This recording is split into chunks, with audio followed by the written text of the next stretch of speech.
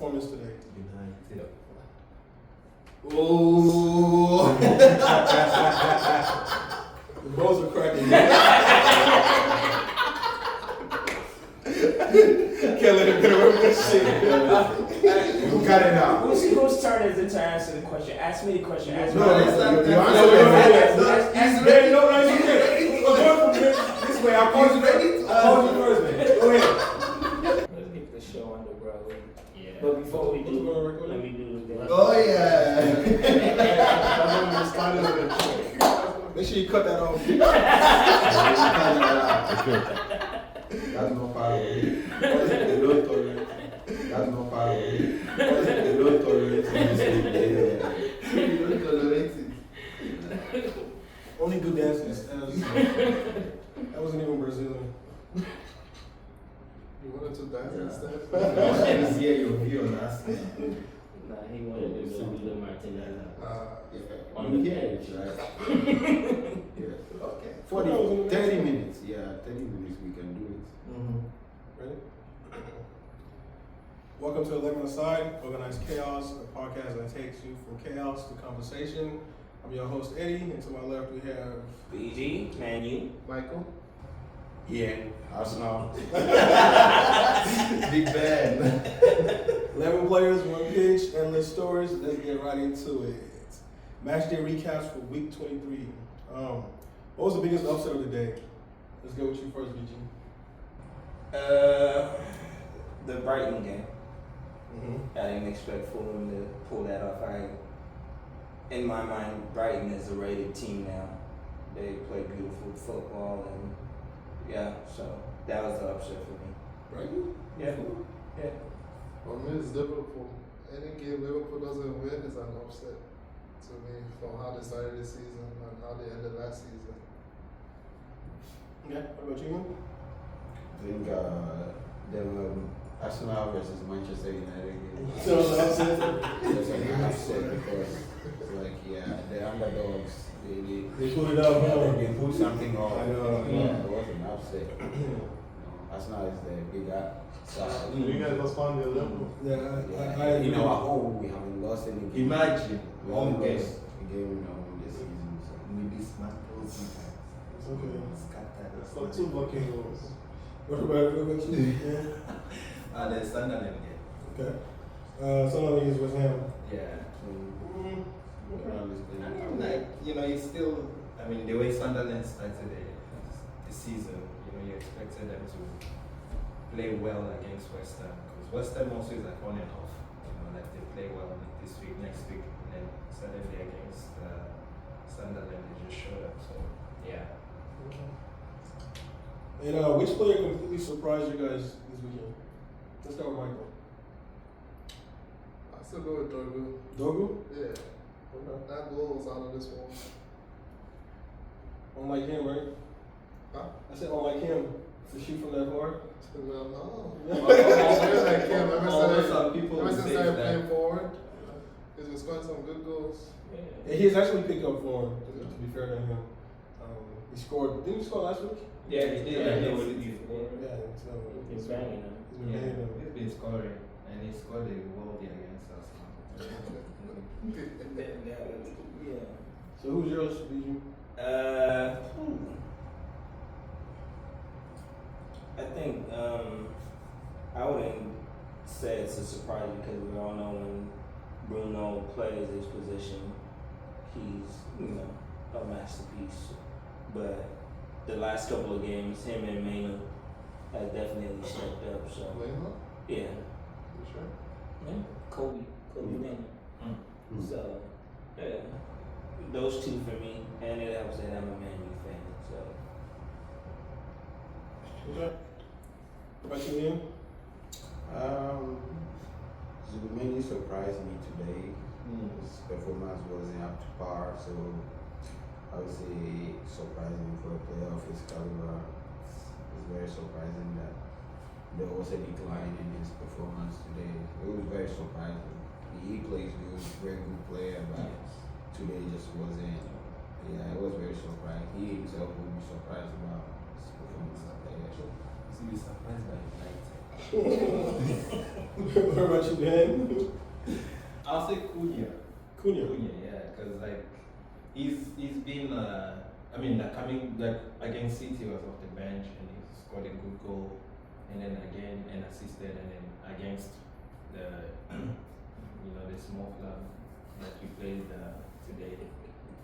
Yeah, again surprised them in a point where some of their supporters are surprised by their own players.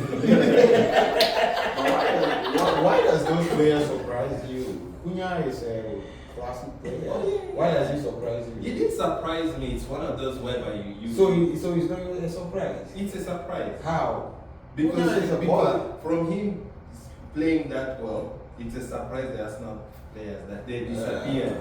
You couldn't find them around. Cunha does Cunha things. Yeah, that's why it's a Ooh, surprise. I like that. You should come over the other side. Exactly. You Oh, know, no, that's you already you knew like Of course, if a player performs good. Where there Tell me. where there are trophies, you should come over the other side. so where will it surprise No, he didn't surprise me. you? Yeah. Who scored against City? He has scored against. Is that a surprise? Oh, so you're expecting it then? No, I'm not expecting. If he does it, it's not a surprise. Oh. Well, When his goal was Yeah. a surprise, he was handed to him. If Sesko does it, I'll be surprised. Uh. We're talking about surprise. Yeah. That's different from How do you like your career this surprise? Oh, that guy should have been a surprise. Even Eze was also another surprise. Did he play? Exactly. So That's not a surprise. those ones can qualify as surprises. Oh, they are good, and then So, who do you guys think the player of the weekend is? now we can chip in those guys. So who's your player of the week, man? My player of the week will be Mbeumo. Mbeumo. Yeah. Yeah. Mbeumo, and I can also lean in a little bit to Martinez. Lisandro Martinez. Mbeumo, why? That guy was calling goal. You know that score one goal. You You didn't see watch how your game. Mbeumo, why? because like he playing up top. He's playing up top for a big club like United, and he's playing that position well. Like in the system that we're playing currently, which is just a counter and how that they play and give the center back. You man, you fans are so funny. This is crazy. Okay. Oh, Continue. one. Yeah. So it's more of one of those where they're like, okay, just give it your best for the first 45 minutes, and then we can swap it from that. So when he goes in the first 45 minutes, oh my god, like Arsenal. So just based on his performance today, you're giving him the player of the week. Out of all the teams in the Premier League, you give it to Mbeumo. I mean, yeah, based on what I saw. Based on what I saw. Based on what I No saw. problem. Because he's playing against the so-called world-class defenders, like the likes of Saliba, like you guys have named them world-class. Saliba and what's the other guy, Gabriel? Yeah.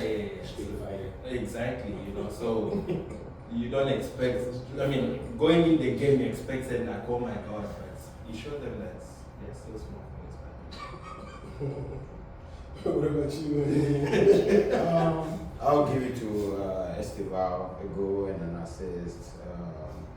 In their game today was really impressive, so I think Esteval pulling off one goal and assist. Yeah, I'll give him the player of the week.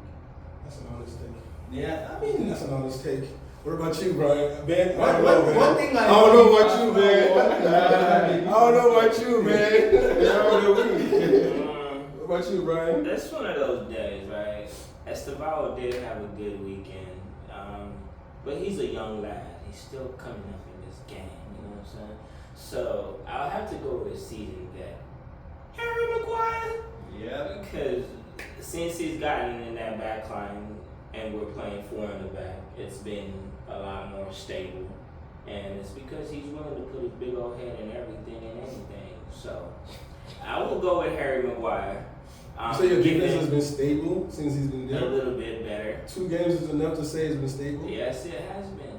It looks better. And we played the 2 so-called best teams in the Premier League. Thank you. And they did not score. We scored on ourselves. Who scored? What do you mean scoring yourself? So The first goal Marino's was a goal home was a goal. And that don't count. It was basically what Arsenal been doing all season long. They go send 30 people to go push the goalie and do all this extra stuff, and then they cause disruption, and so that's that. But Man U takes 2 shots from 40 yards, 30 yards out, and then the third goal, the first goal, which was an accident. So it's football. You can score any way. Yes, you can score. So you can't cancel all goals and then try to keep your goal credit. I'm not canceling your goals. That's really what you just said. Your question, you might take. I said, our defense has been stable. You said the defense choked 2 goals. That's not stable. It's a home goal. The first one took a deflection. He was in really. It's still a goal. A goal is a goal, bro. Again, like it's not a clean sheet. Stop fighting it. It's not a clean sheet. It's only 2 games.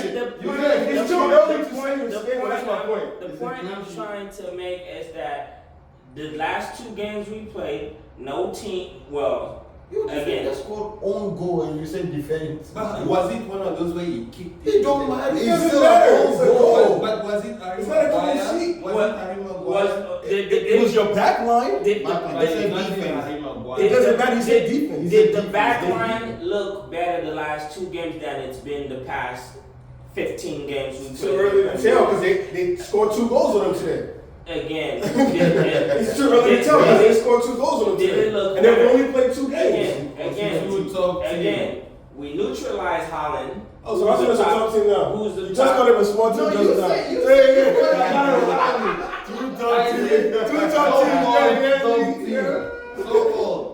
We neutralized Holland, who is the top Premier League scorer. Did not even get a single shot on goal. We played Arsenal today. No one got anything really on goal. The first chance that you guys had was a header that we had that Lemon saved that almost went in. The first goal you guys scored was a deflection off of Martinez. So again, our defense is doing what they're supposed to do. It looks better than when Amorim was there. So that's my take. But again, I'm gonna go with Mr. Harry Maguire as my player of the week. Thank you, sir. What about you, Michael? I have to give it to this player because he gave an assist and he also gave a pre-assist. He has to be swimming.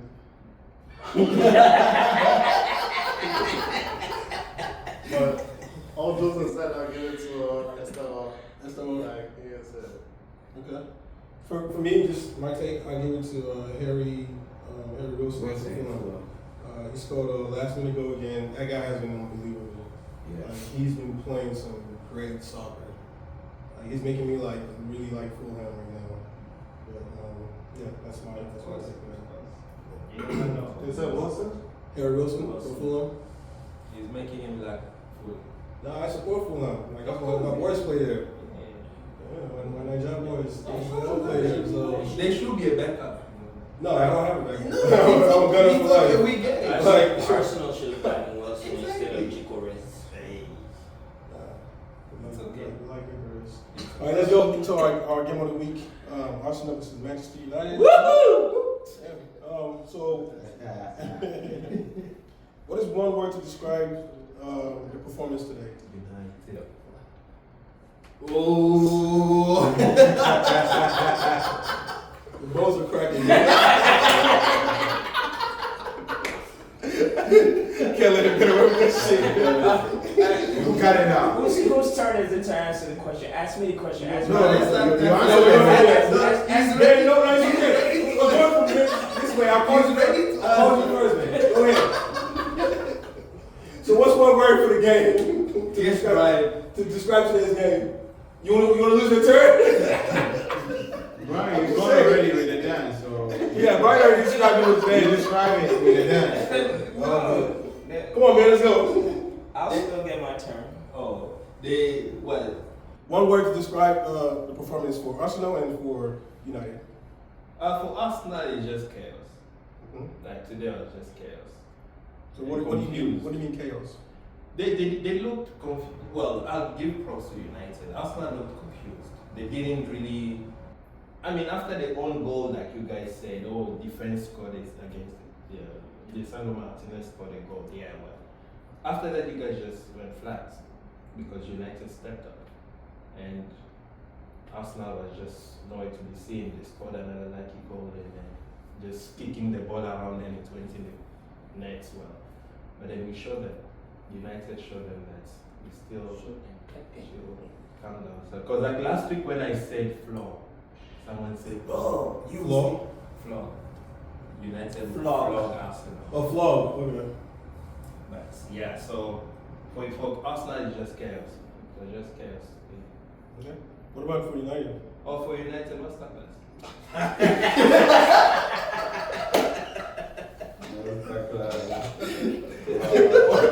What about you, Ian? How did you not fan, bro? I would say disappointment for Arsenal Mm-hmm. and composure for Manchester United. They were composed, you know.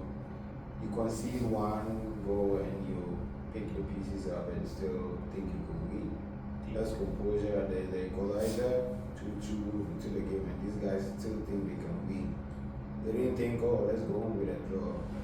They still thought they could win, but Arsenal disappointment just because That's the nicest thing you've ever said to me. I we swear, didn't man. keep our foot on the gas, and See, it's it's football. different. Football will always, like, you know, be football, you know, going on. So, over. That's the nicest thing you've ever said to me. Yes, Ian. Go to bed. Good job, What about man. you? We are here to talk about the game. Right? Hold on, it's my turn. Ask the question again. It's your turn, BG. Go ahead. What's the question? You already know the question. Let's see the question again. Oh, ask We were going to skip ask the you. I question. was skipping you a little section. Come on, you have to ask. I was giving you a little shit. I was skipping you. If Michael answers it, will remind you. Ben, please ask me the question. So the question was, Well, for United, sensational. oh man. Oh, so you knew what the question was. So you knew what the question was. Okay. Sensational. Yeah. And for Arsenal, work in progress.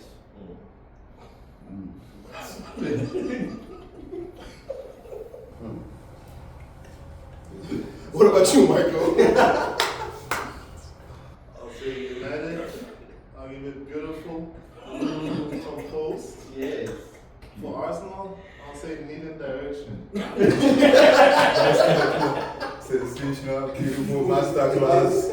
Wait, what's your take? Jeez. How do you describe it? I have my reasoning, For Arsenal, I think that after United scored, usually the Arsenal that we know, like when they go behind, they keep pushing. For some reason, like they just look lost. Like after United scored, they didn't know what to do. And I've not seen Arsenal like that in a long time, especially at home. And that's fair. Yes. Sometimes that's part of the game. Sometimes you play bad and you win games. Sometimes you play good and you lose games. So today was one of those days where we played bad and we lost the game. So lost. And for United, I honestly don't think that they played well either. Oh, yeah, I yeah. thought that Yeah. it was just one of those games that was just there. Yeah. They had two 30-yard shots, and they scored, Yeah. that's the game. And then they had one that Zubimendi played a back pass, and Wemel stole the ball and got a free goal. So So really quick, do you think Arsenal backline has a problem? Because this is not the first time they made a bad pass. no, the back line doesn't have a problem. And It's they just scored on. It's just that sometimes like we play too many back passes, Yeah. and then that's when you make mistakes. Like we have to be more forward driven. But like I said, that's Arsenal style of play, and Yes. you can't change them. Yeah. That's how they play. So if you're gonna play that way, whatever comes with it, we take it in the chin and we move on. You know one thing I liked about that game? It was just one comment. Damn. I was like, finally. It happens. It happens. That's part of the game. It's okay. Like, we beat you guys at Old Trafford. You came back and you beat us. Oh, So that's- now that you No. said that, now that you It's said not that, team I'm in both games though. that's what I was about to say. Now that you said that, because when we played you guys the first time, you said, "Oh, you guys dominated play and all that," And we lost. Whatever. No, I mean, you we guys won. Yeah. But you that day, everyone and their mom knew that Man United were the better team that day. You guys played a transition game, and that's fine. Like, there's nothing wrong with that. So- That was your style of play. Like I always says, Arteta struggles playing against ARESNAL. I don't know what it is. I don't know if it's his style of play. When he was coaching at Sporting, we struggled against him. So that's your style of play at that time. And at this time, it's a different style of play. Does he struggle against Carrick as well? He didn't struggle against Carrick. You can literally tell it was the players. Like, they just had bad games. Oh, the Like, players. the goal that Cunha scored, Eze didn't even strike back. And he gets a shot from like 30 yards. That has nothing to do with tactics. Yeah. That has everything to do with each individual player. So tactically, I thought it was okay tactically. It was nothing. Speaking of tactically, who won the tactical battle? I know. Who won the tactical battle? Of course, Carrick. Carrick? Okay. Yeah. Why would you say that? Just wanted to see your Because you see, one thing is, was it after United scored, he just ran 4 subs? That shows that Do what? he made 4 substitutions. Arteta. That showed that the guy didn't know what he was doing at that point. He was just like, he had the starting 11, but then later on he's like, nah, this guy is too smart for me. Let me bring my players in. And still, Carrick is this one. because you say, I think he made a mistake before subs. I'm not gonna lie. I didn't understand that at all. Like, why are you making 4 subs? panicking. It killed that. He panicked a little bit. It kills the chemistry of the game. Yes. Eze didn't need to be in that game. As much as I love Eze, Eze has been poor for the most of the season. For most Yeah, of the season. yeah. He's been poor. You watched the game. I watched it. Like, he was really good against Spurs, but other than that, there are games where like I'm like, man, like this is not the Eze that I know. I really wanted Eze at Arsenal. I was happy when we got him, Yeah. but he hasn't been the same Eze that played at Crystal Palace. And it's okay. He's a little rusty. Of Probably course. needs more game time. Yes. So, you know, Yes. but what about you, man? Tactical. Oh, I think Carrick won. So from the starting lineup, the mistake of not starting Gyökeres, that's it. You started this guy all your games, all home games. We've never lost any home game, and all the home games we started, Gyökeres started. We start Gabriel Jesus now. These people say we can attack because Gyökeres, even though he's not banging in goals, there's his presence there. Yeah. Just do not allow the opposing team to come out and attack. So once he took him out, these guys are like, okay, we get, because even if it's a long ball, because it's a threat, and if there's the existence of a threat, then everybody is very cautious. They're like, okay, we all have to come track back, and then Arsenal can play our game. So I think, yeah, like you guys said, 4 subs as well, yeah. So that's what I would say. And I don't know what Carrick is just doing with all this benching, Cunha, bringing him on, and almost starting. I think he's found a way to still. I mean, that is his depth. That is depth for him there, figuring out benching Sesko and be able to use it. But we already knew that Effectively. one and Cunha couldn't play in that Yeah, season together. So yeah, one of them had to be benched. I think we talked about it last week. Yeah, but this guy, Amorim tried to. He tried to play everybody, Then yeah. everybody, then shift Bruno somewhere and all that. But anyways, yes. Okay. Who won the tactical battle? Well, there's only one choice today. And why? You know. You have to give Um, give reasons. Take your time. Yes. Because like Ben said, it was a master class. Yeah. And today, you know, you saw a coach who is a proven Premier League winner. Unlike the other coach on the other side, he never won a Premier League title. So he knows how to tactically set up his lineup to where, you know, he can get the victory or the points. We went for all 3 points today. And yes, Michael Carrick was the better coach today. So Michael Carrick has never been a Premier League coach before? No. No? Not for Man U? Like a interim coach before? Went like for 2 games. For 2 2 games. games? Oh. And he tied 1 and won 1, if I'm not mistaken. Yeah. I thought Ole too, right? He won against Arsenal. Yeah. And he won against Arsenal. So, We need to put that. What about you, Mike? It's definitely Carrick. Carrick showed you as a better midfielder and a better coach.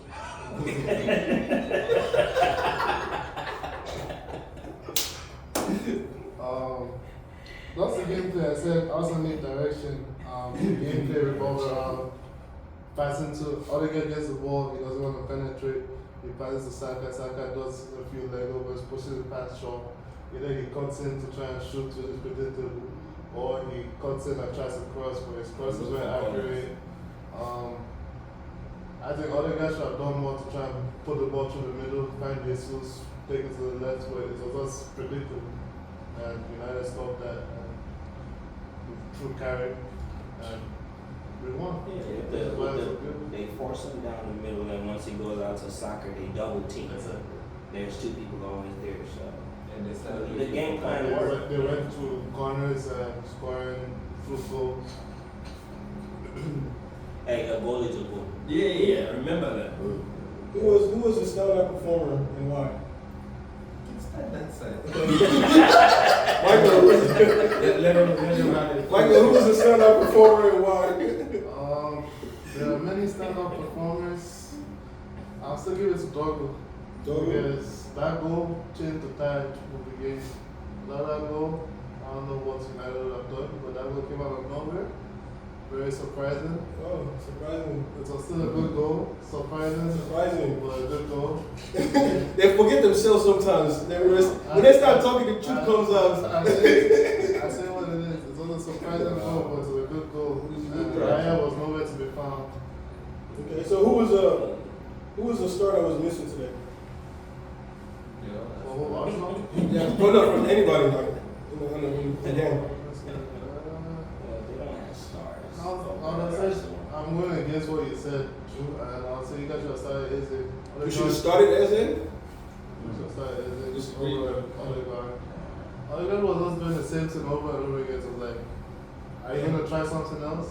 Well, he went missing, but I still wouldn't have started him over Eze. Eze has been poor recently. He really has. I think again like this, you don't start Eze. You start him against maybe like a Brighton or to just build that confidence up. Just playing. What about you, Nick? What's the question? Who was the standard performer and why? And we started with missing. Definitely the whole Arsenal front three was missing. That includes Saka, Jesus, and Odegaard, and Trossard. Trossard was missing. All of them were missing. One good. And on a more serious note, I think the standout performer, I'll have to say Koeman. Because even though he didn't play the entire game, but it's 2 games in a row now that he comes off the bench and the impact is definitely next level. You know, like he hustles. He's not one of those lazy, guys. He's very passionate about the game. So even when he's not, and I think for whatever Carrick is trying to do, he's the best person to bench to come off the bench because he's Brazilian and that's a personal thing. You take that kind of thing personal. So, yeah. Cool. So you're giving him a standard performer because he scored or because? Nah, just his impact when he came in the game. We were up 2-1 and he was still trying to get going and then they scored, but most times when Amarin was there, that was our biggest problem. Like we'll have a 2-goal lead and then we'll just sit there and not play anymore. But now we're actually, it's only been 2 games like everyone is trying to point out, but you see the difference in their approach. It's not so much, let's defend anymore. It's more like, let's go get more. And he is the driving force behind that when he comes in the game. He's able to run at 2-3 defenders at a time, and he's also a really big dude, so it's not easy to bring him down. But that's why I'm giving it to him. It's not just because he scored. It's just his entire play coming in and how he impacts the game. What you mean? Yeah, I say I agree with Brian on Cunha, and I would say Trossard was missing in the game. I expected to get a goal and assist from him today because he usually shows up in games like these. But Cunha also because that's a game we have no 2 ways about that. He shined with the little minutes like he got. So yeah. I'll say Casemiro. Because like most people say that Arsenal midfield was nowhere to be seen. Usually, I usually give praise to Declan Rice, to usually conducts the midfield, but today he was lost as well. Was nowhere to be seen, but Casemiro was there, was everywhere, sliding, winning the ball, and everything. So he must start with Casemiro. Go to hot takes. January transfers are always a mix of like chaos and hope. Some clubs are swooping and saving their season, some overspend for no reason, and some fans get excited about rumors that never happen. It's been a pretty short window, but it can change a league or a club's, fortune overnight. So how important is the January transfer window? I mean, if you look at it in the United perspective, right, it's really important because that was the time, it was through January's transfer window that we signed Bruno Fernandes. And he's been a huge difference ever since then. So January, I mean, it's one of those where you can define the season, how you're going to end. You've seen teams where like they're struggling, they mid-season and they bring up a player and they just start shaping up the season to finish higher up. So you can actually change your team's fate? Yes. So most of the time it does. So and which he did actually with United when Bruno Fernandes joined us in January back then. So yeah, it's quite an important window because you just sign and then start playing. There's no preseason, there's no time to train. Not much all that. Yeah. Yeah, I agree. It's very crucial for teams to just bring in reinforcements if you have a goal of winning or finishing in a certain position in the Premier League. Just go in there, just reinforce your players. There could be injuries coming into the second half of the season, so that's just an opportunity to just sign or even make money that season as well. So, yeah. I think I have to agree with Ben.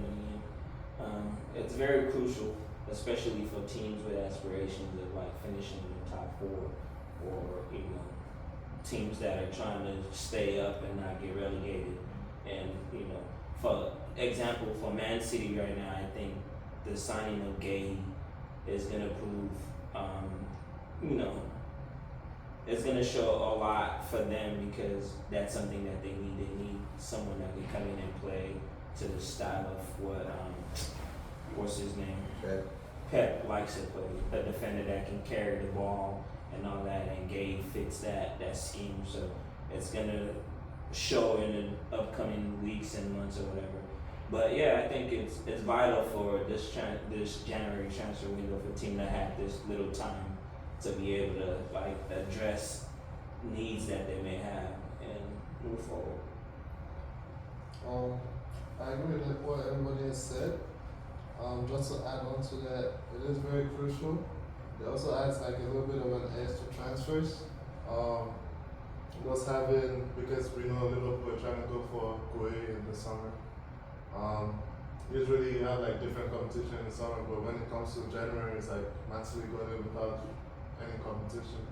So it's a menu, no competition. It's like the teams are there to kind of fight it out, but there's less competition, which is good. It's also bad for some teams like Crystal Palace, for instance. Now that they lost Gueye, they look like they've lost their confidence a little bit. I think even Glasner came out and complained about it. So it's a good thing to have at the moment, and anything that can capitalize on it, that's good for them, but it can also be bad for some teams. So being that it's crucial, like everybody's saying, do you think that some clubs overpay in January compared to like in the summer? I know Cities is an exception because they got Gay for like really, really cheap, which is kind of weird. Like I don't know how that happened, but usually, do teams usually overpay during the January transfer window compared to the summer? Yeah, I mean, because firstly, like I'll go to the example of Crystal Palace. I mean, I think Gueye's contract was running down, so that's why they sold him or whatever they could get. But most teams will not want to let their star player just leave, and then they're just gonna, they're gonna struggle because like Crystal Palace, of course, they might struggle a little bit because they either have to spend the money to get a new person to replace, or they're just gonna have to go with whatever they have. But yeah, it usually affects the team that are losing the players. So most of the time they have to overprice the player so that if the team really wants the player, they're going to pay for it. But then later on, they can use that money to get replacements quick. So yeah. Haven't really seen the numbers, so it's hard to tell which one is very pricey. Based on logic, you would think that a team that wants a player in the January transfer season is actually really panicking, so you can just take advantage of it. But I think if we want to talk about Gay, I don't think that amount was very fair. I think he could have gotten more if he had waited, or even in this season he could have gotten more. But I think he has a higher wage, which is also great. So, but the numbers I can't really tell. But I think I might say that the normal summer transfers are usually expensive and costly. For a team spending 250 million and 300 million for just transfers, some 3 players, 4 players for that. Yeah.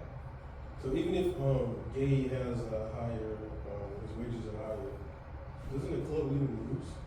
Like the club should have got some money for him. They only got like 25 mil, right? No, but then Yes, you decide. So you want to let him go for free? Well, that's true. Maybe that's what happened to be fair. Yeah. But I don't know what Crystal Palace might be getting on Right. side deals. Maybe or there's a something like sell-on fee included, but also when you have a deal like that, you can just take whatever you can. Like either it goes because City can go directly to Gueye and say, Yeah, just okay, stay, just stay finish out out your contract, we yeah, get you in the and summer then we get you the summer. for free, and you get more money. Yeah. Yeah, that's true.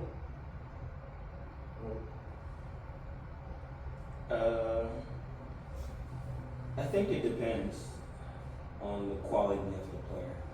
Not every player gets the big payday over the January transfer window.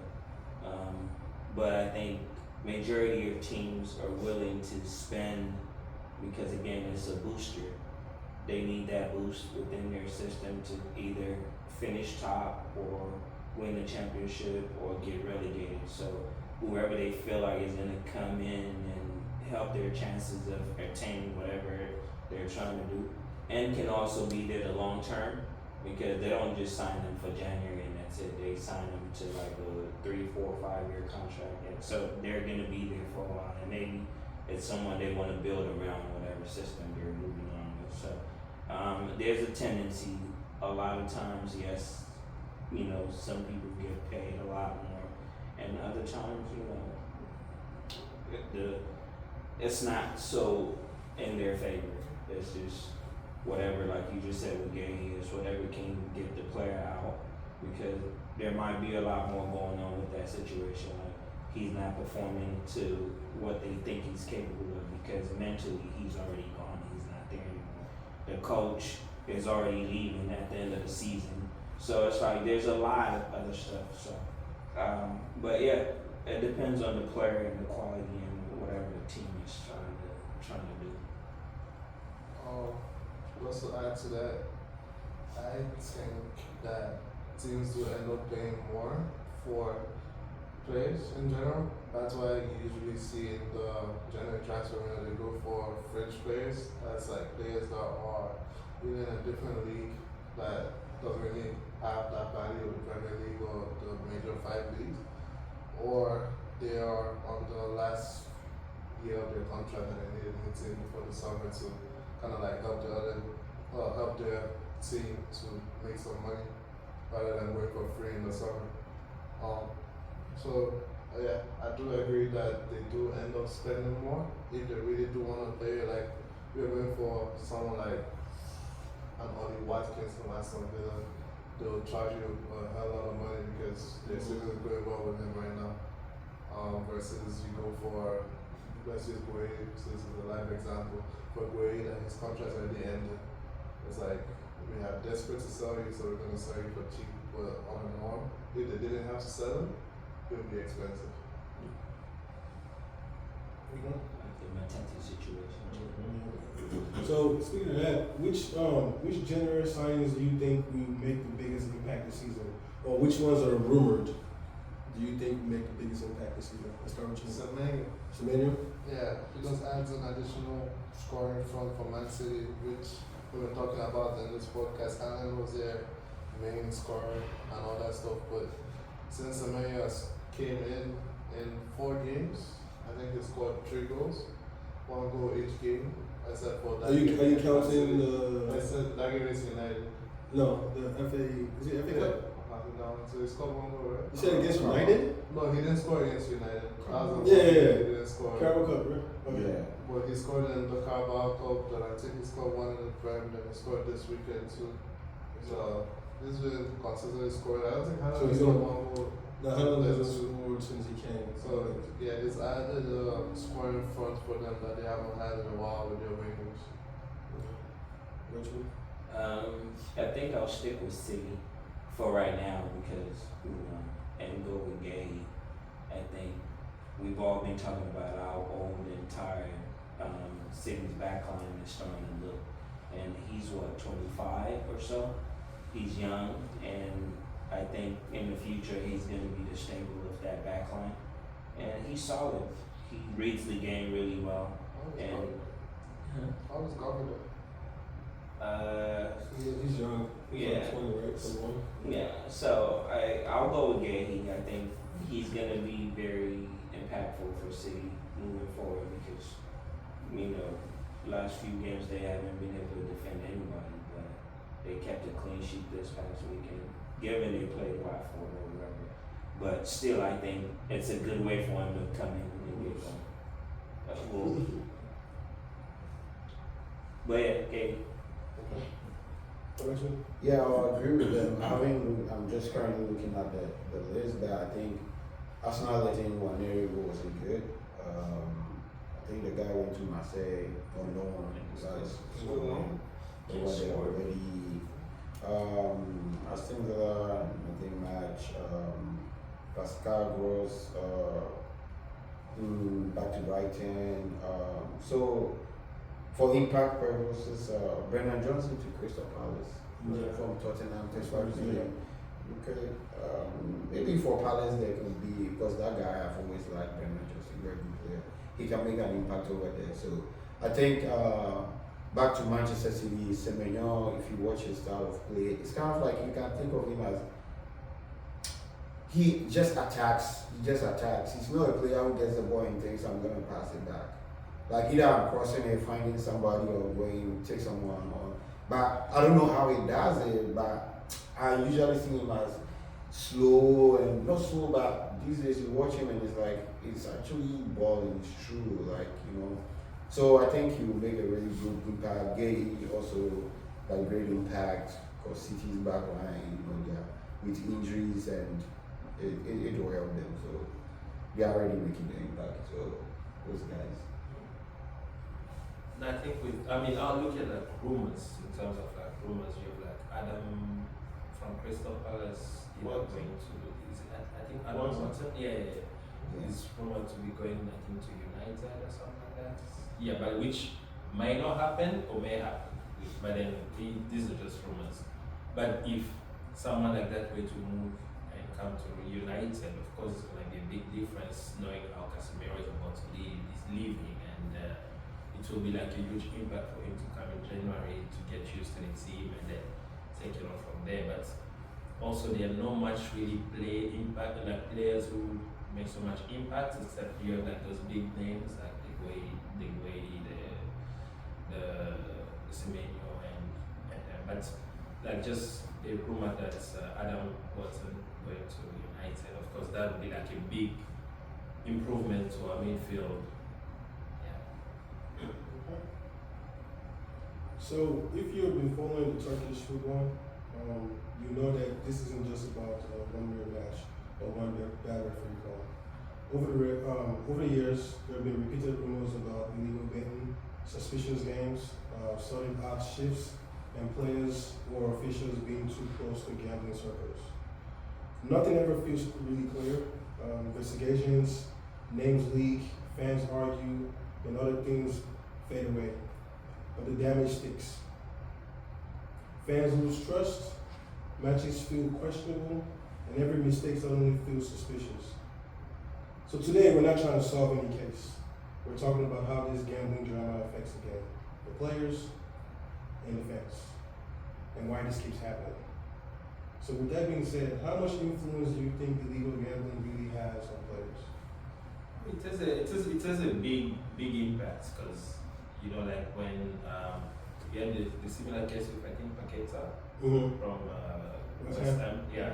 So those things usually may not affect him, but it's usually affect the player. So when you look at like the Turkish league, of course, I mean it is watched all over around. So when there's betting like that, usually you bet either against a team or for a team. So if there's corruption also involved, of course some players may play for the money just to get the money that they've been promised. So it affects those that want to play for it. So that just affects the whole football in general, and also the mentality just goes down. You know, the mentality, because people grow up to enjoy playing, but if you just play to get the money and be corrupt and all those things, it affects other people as well. So yeah. So I would say that from a player's perspective, I mean, it's affecting if you do it as a player, then you, like you said, you're affecting your teammates for sure. Yeah, because you are performing poorly just so it will benefit you. If a team actually decides that we are gambling this game and it's a team effort, then that impacts the game like on a very large scale, because then it doesn't look good. Second of all, it takes away from the game, and you know there've been issues where you know even two teams actually arrange these things between the two of them, where you know they are gambling, and then there is also another payment beside that, so it just affects the whole game, you know, because people are paying to come to stadiums to watch these. There's a whole lot of businesses involved in this game, so if you come to just play horrible and not give it all just because you are earning some money on the side, then it's not good. I think when it comes to gambling, it's a huge problem that we have in sports in general. And the reason being is because there are certain players or officials that make high, and then everyone else is at a minimum wage kind of wage scale. So that disparity causes a lot of friction to where people are tempted to, you know, do certain things. But the legalization of sports betting is where the problem lies, because if it was never legal, then it wouldn't be a problem. But it's legal and people are investing a lot of money into this gambling thing. And it makes it hard. You know, times are hard, money is hard. It's not okay, and we have to find a way to get gambling out of sports. And you know, but it starts with evening out the wage bill, because that takes away that temptation of, oh, he makes $300,000 a week, I'm making only $50,000. Like he's driving a Bentley, I need a Rolls Royce. So we have to kind of like even out the pay scale. I know not every player is the same quality, but it's not an individual sport, it's a team game. And if you are going to have that kind of whatever, you have to be able to make sure that everyone is satisfied.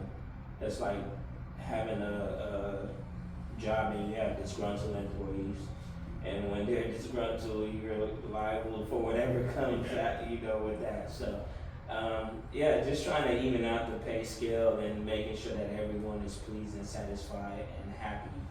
But we need to get gambling out of sports. What's your question exactly? How much influence do you think illegal betting really has on players? I think it has a lot of effects on players. Some as little as they see they just want to get a yellow card, to a butterfly effect where the whole team decides to lose the game just to let the other team win, so that something maybe benefits them, maybe benefits someone else, or maybe it benefits an organization. It's just a butterfly effect that it's mental to players, because some of them, like I think, which player did they just ban recently, Konami or Everton, they were caught betting with gambling, and it affected their gameplay. Maybe they refused to score a goal here or there, or they made a stupid foul here or there. In general, it affects players all through. It affects leagues, and moving forward, you hope that it stops. But I don't think it can be stopped, because betting is something that's, why are you telling the players not to bet when everybody else can bet? It's like, oh, bet on a different sport. It's how do you regulate those players from betting and stopping them completely from betting? Or are they allowed to bet on other sports and not bet on their sport? How do you stop? How do you set on their phone that they can do this? Are they meant to sign up with their social security number? Like if they're betting, it's obvious. Like this regulation needs to be very, very, very strict, so that it doesn't affect the game that we all love to watch. Why do fans only care about integrity when it's not their club? If your club was involved, would you really want the truth? Like, In general, I think I would want the truth. I don't want my team to be involved in betting or anything illegal of sort. Like if I see a referee, for example, they probably give him money, maybe because of betting or whatever, and he's making a lot of bad calls for my team, I wouldn't necessarily be happy. I'd rather he makes the correct calls, I would be fair and square, than having a bad referee, let's say United versus Liverpool. It gives Liverpool like 2 red cards for no good reason, and United win. I won't feel like I won. I'll feel like they cheated and we won, and it's not a satisfactory win.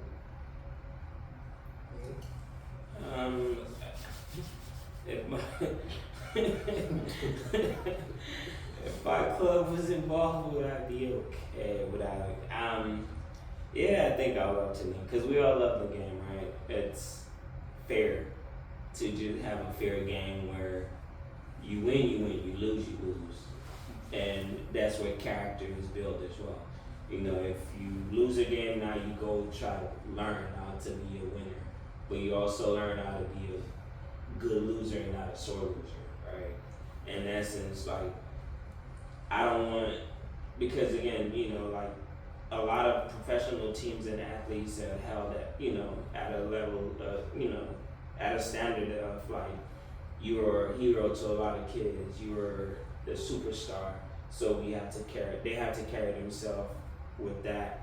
So it's best to have a fair game where you lose, you win, but cheating and, you know, all the other stuff, if it's involved, I'll definitely like to know, because I would not want to be associated with something like that.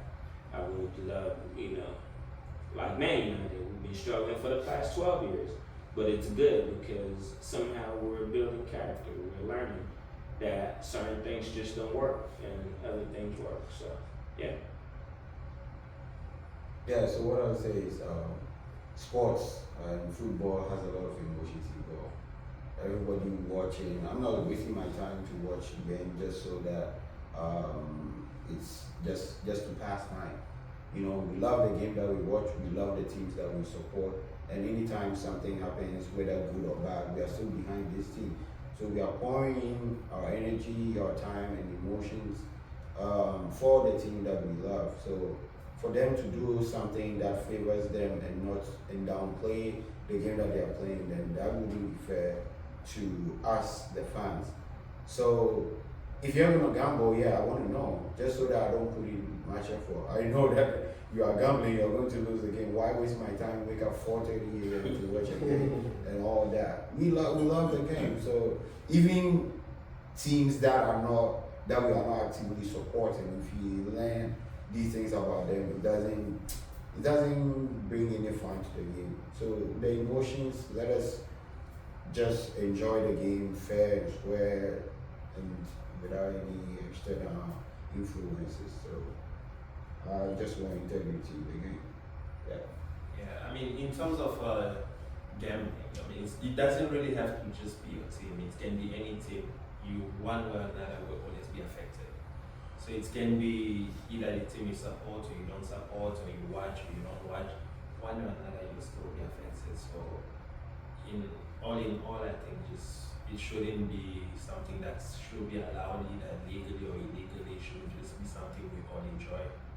People should just be passionate about it, watch it passionately, and then if you lose, you lose. If you win, you win, and we move. So, like some of the people usually say, the next game is always important. So, yeah, that's how it's supposed to be. Let's not worry about if we're going to sell the game today or we're going to boycott the game, but then let's play genuinely and then we move on to the next game. Is there a sense that some clubs are untouchable? What actually makes you believe things are being cleaned up? When you talk about some clubs being untouchable, yes, it usually goes to like is it how you call them, the presidents and directors or whatever. So those are the people usually who scare, like if they caught into those illegal things, they get a bit scared to sanction them.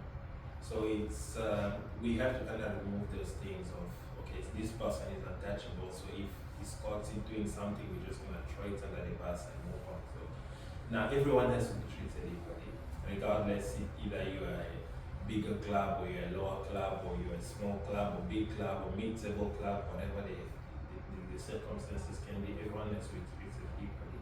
If you caught doing something wrong, you should be punished for it. So, yeah.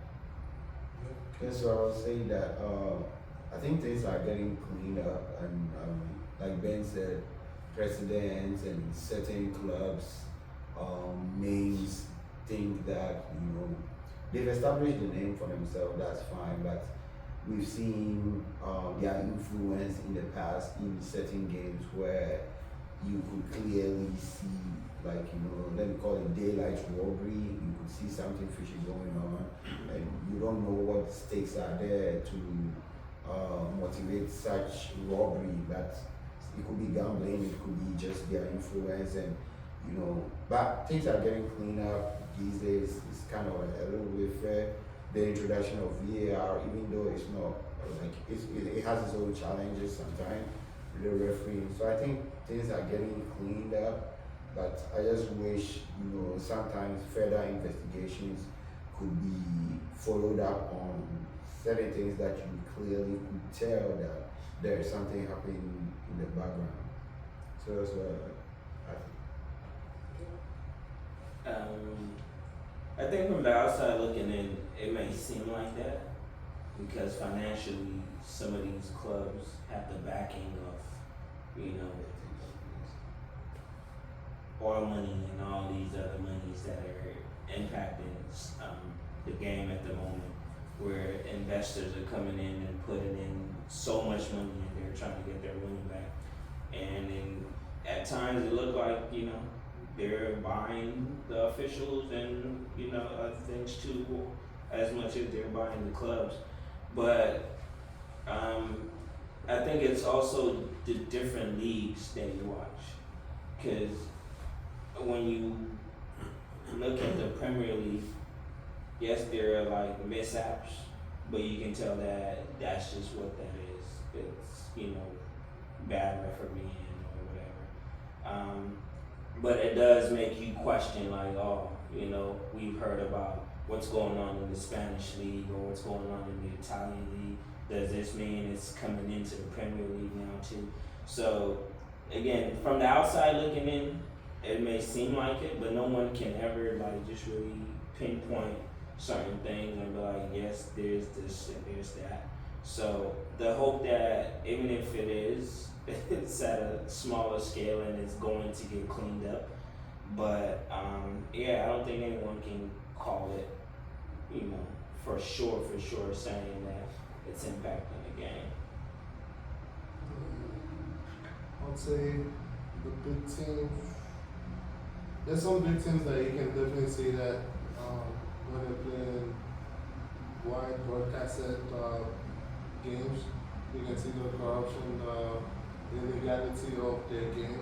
I don't want to mention names, but Real Madrid, for example, there's some questionable games out there that you're like, they shouldn't win this game, but they win. And it's still going on to today. Barcelona too, some games are questionable. And that just to mention some of the teams I've seen the referees favor and this kind of things. I believe it's still something that's there. It's something that's gonna be there, but the issue is, are they, because corruption goes from just one thing to the whole spectrum, the whole board.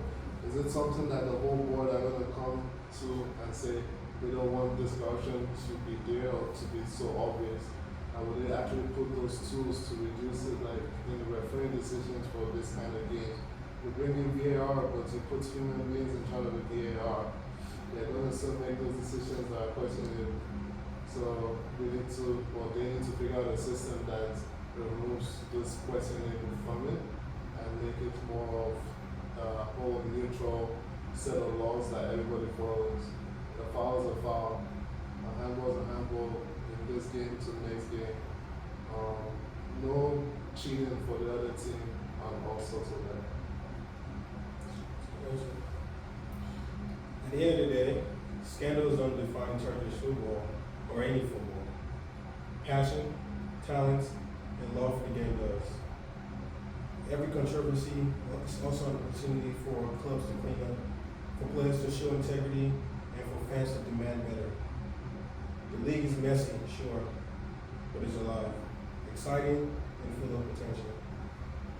If anything, this challenge shows how much people care, and that the kind of energy is exactly what can make Turkish football, or any football, stronger, fairer, and even more unforgettable in the years to come. Thank you for watching. That's a wrap for today's episode. We appreciate you. Like your phone. I knew we would do that.